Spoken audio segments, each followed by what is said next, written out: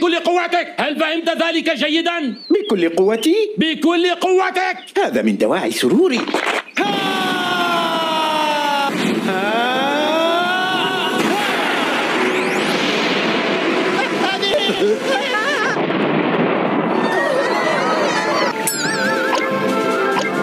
إن خالفت القانون مرة ثانية فسأطردك من المباراة. حسنا، ارمي الكرة بهدوء هذه المرة يا جوكو.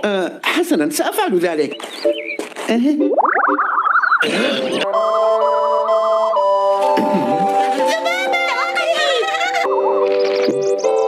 مليك،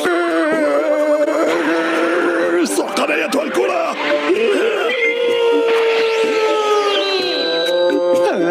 أبي، ارتكبت مخالفة ثانية. مخالفة ثانية؟ جوكو، ارمي بقوة أكبر كي تخرجه من اللعب. احترنا من أين نمشطك يا أصلع.